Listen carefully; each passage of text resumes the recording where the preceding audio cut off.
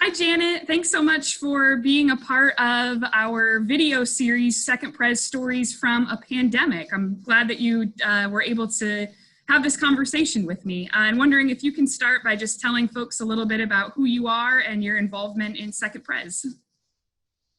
Okay, well, thanks for having me, Teresa. I'm grateful for this opportunity. I am married to Jim Rittenhouse, and so my hubby is the director of music ministries, and that is how I ended up at Second Pres. I'm happily involved in the Pathways class, in choir. I enjoy the worship there, the curiosity, the intellectual curiosity. I'm on the mission team, which I really appreciate.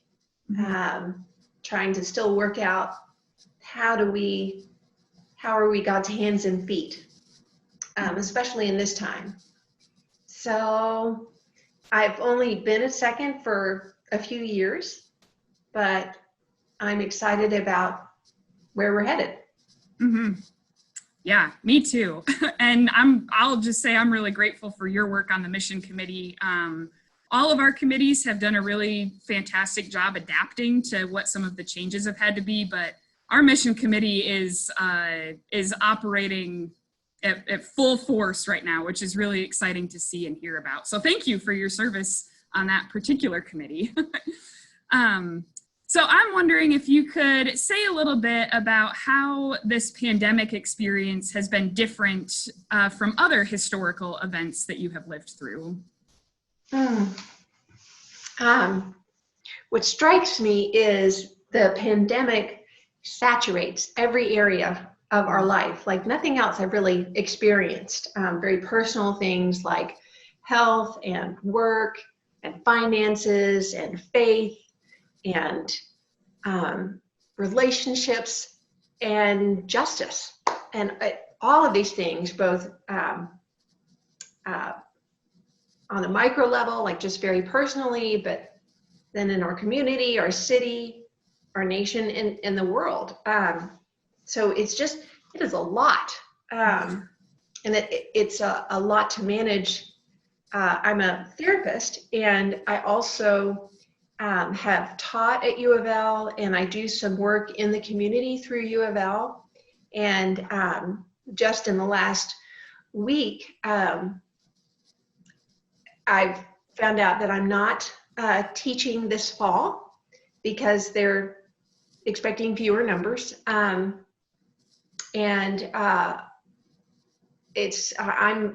sort of like the teachers in the public schools, because I would be working with them. I don't know how that's going to look at all, since they're not coming back in person. So while I still have my private practice, two areas that I really love, they're just still like great big question marks right now. And I don't know when they'll come into play again. Mm-hmm. So I'm grateful that leaders are trying to be really careful, both at U of L and with the school system. But I hold that along with, and that means right now, personally, I don't get to do the things that I really love to do. And because I really value knowledge and understanding things, I like to understand. I like to really be able to grasp something. This pandemic has really kind of messed with me, because I mean, how can we find our safe spot? How can we find our stability when the ground continues to shift or shake? Because we're in this kind of continual learning mode. So it's humbled me, and reminded me I'm not in control. And I don't know. I may think I know what the next thing is, and that may change. So staying humble has helped me. Also, cultivating, I would say, wonder is a helpful idea for me, because instead of that not knowing being just all about what I don't know, just to remind me what I do know. And it reminds me that even though I don't necessarily have control over the outcomes, the process can be fruitful. And for me right now, this is very much sort of like a children's object lesson, because it's I'm growing tomatoes, a few tomato plants for the first time in my backyard. And so all of this is just a very new thing. And I know that if I water and if I put them in good soil and feed them, like something is supposed to happen. But if I kind of keep my expectations low and I'm just open to the wonder of it, that out of water and sun and dirt come these amazing plants, and then tomatoes, as well as some flowers, that just helps me realize, oh, it's the process that's just as much fun. And if I were trying to like get 60 bushels of tomatoes, I would be really disappointed. But because I'm like, oh, well, it's happening, and I haven't had squirrels eat my tomato. Well, they did eat one. I'm like, okay, I can deal with that. They ate one. Mm-hmm. So it's just kind of exciting, and that keeps it fun for me. And if I decide to kind of widen my gaze, I realize for me that cultivating wonder is helpful in multiple areas of my life, of just kind of humbly sitting back, being present to what's happening, and realizing that I'm not in it alone, because the idea is that God is my partner, and to figure out where I can control things, or what I actually have control over, and that I mostly don't, but if I handle these few things, I can trust God to handle the rest. Mm-hmm. And that keeps me in a grateful space. When I start to stress out, I think about tomatoes. Yes. Oh, I love that. Well, and just that to remember that things may be genuinely hard, and maybe even really dispiriting, but this is still not the end. Mm-hmm. And that's, trying to have a clear-eyed look at both my ease through this pandemic, and through the social upheaval that we're going through right now, and looking at the tremendous suffering and injustice that people are still experiencing, that the pandemic has kind of revealed. That feels very chaotic. And yet, if I stay in a learning mode of, okay, I'm just trying to take this in, and so what's the next right thing I can do, helps me to just kind of stay in the, instead of like putting all my eggs in the outcome basket, like, mm-hmm. Hey, I'll do this next thing. And remember that's like, oh, it's a partnership. Yeah. Amen. You're preaching. Well, and it's really challenging for me, because I tend to want like good outcomes and look like I know what I'm doing, but that apparently is not what's, I'm not going to be able to do that anytime soon. So annoying. Right. But it does, I've learned before, and I have to keep learning, because apparently I keep forgetting that we connect more over vulnerability. Mm-hmm. And it's shared vulnerability than we do knowledge and authority. Yeah. Those things don't build connections as much as vulnerability does, and just, trying to listen and be present both with God and with each other. Mm-hmm. So I've learned it before, but I like, it's really loud this time. Yeah. Yes, it is. Yeah. I'm so glad that you agreed to have this conversation, because I know just hearing what you're saying about putting yourself in a learning mode and seeing yourself as a partner alongside God and alongside each other in remaining in and cultivating together that sense of wonder is something I definitely need to hear right now. So yes, you are preaching right now. Yeah. Well, speaking of the church, how is from your perspective and your reflections, how is this pandemic changing the church? Well, and I know you could be talking about the church at large,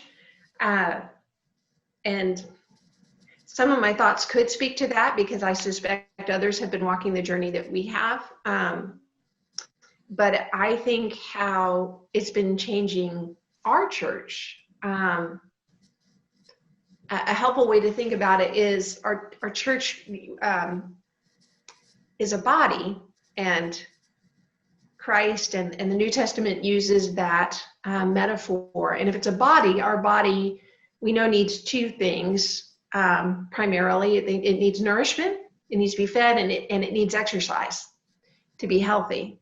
And I know my body, I have really succeeded in feeding it during COVID. Not so much the exercise thing, but very much I have been feeding it, maybe overfeeding it, because I have big sweet tooth. But how we've had to think about how we do church, I think of it like figuring out our nutrition, and are there areas where we could do some tweaking, maybe. And when we could get together before the pandemic hit, so many things came easily, or felt like, oh yeah, okay, so yeah.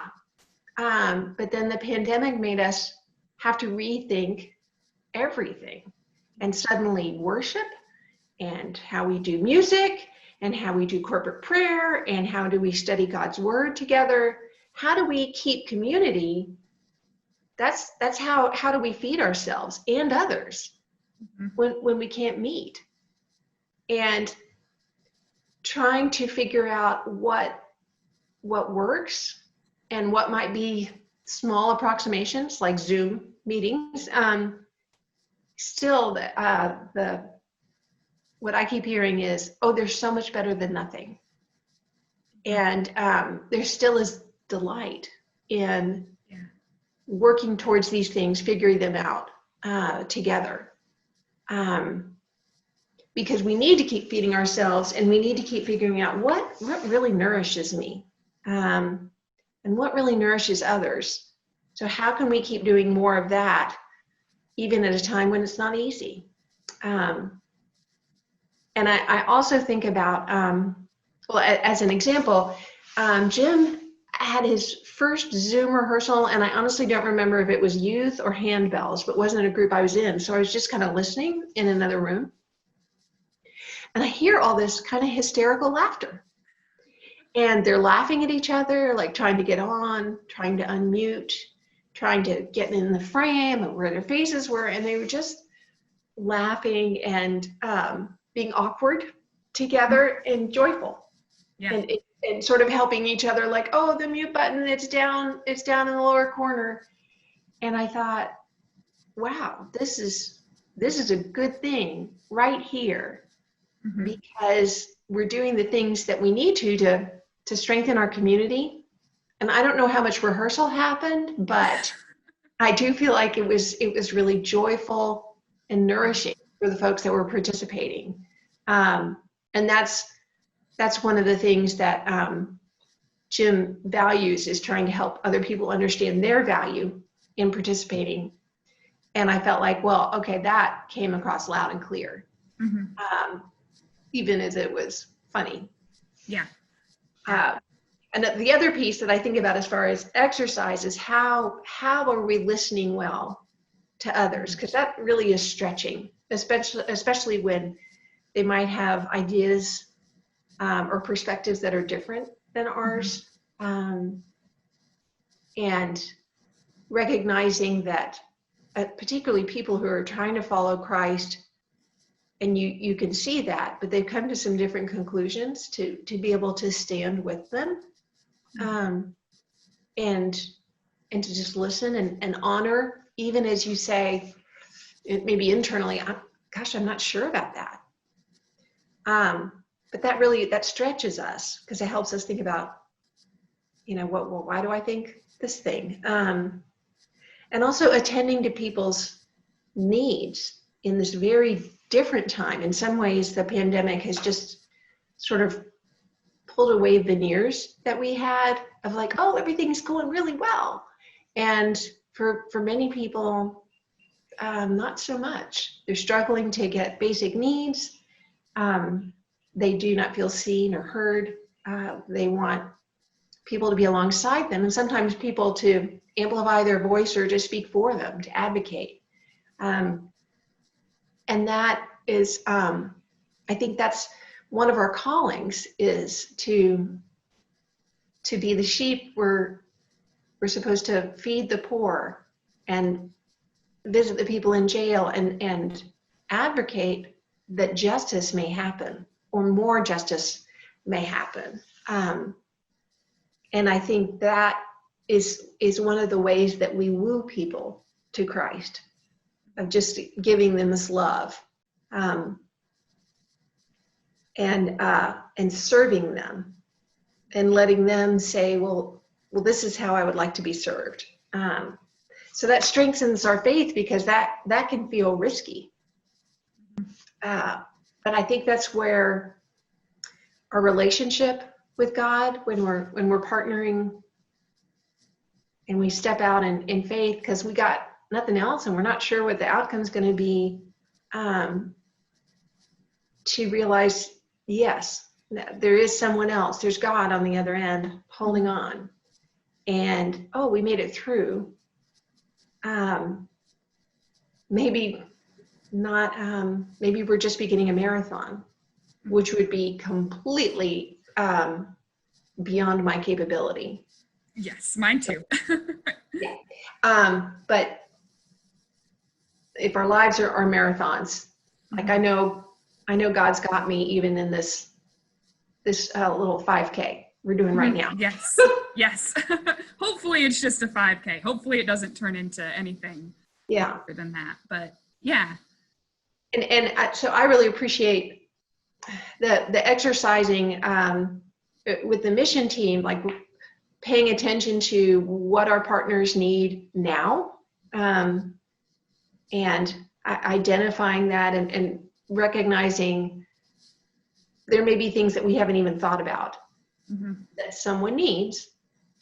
But we're trying to listen well, pay attention to that, and respond appropriately. Yeah, definitely. I love this in what you're saying, holding the wholeness of ourselves and our bodies, both as individuals, but also as the body of Christ.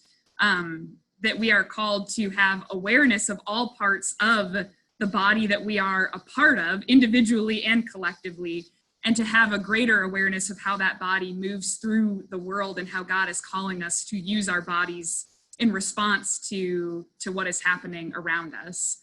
And holding together that what you were talking about earlier, with our bodies being in a place of learning and in that place of wonder together.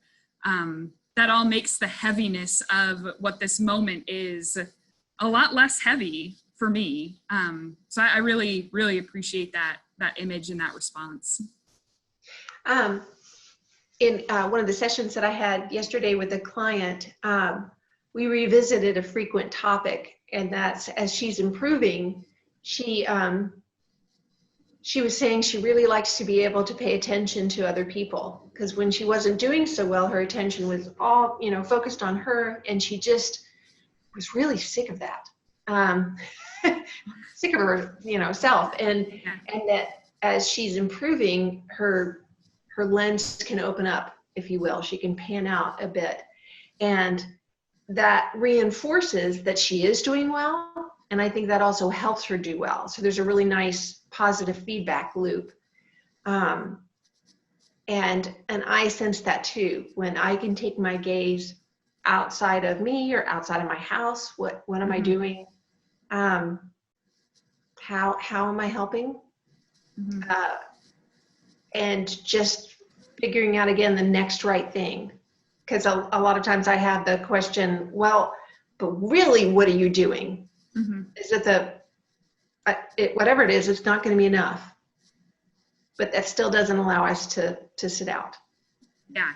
So I try to shush that and say, okay, well, this day I'm going to do this because this matters. Mm-hmm. Yeah.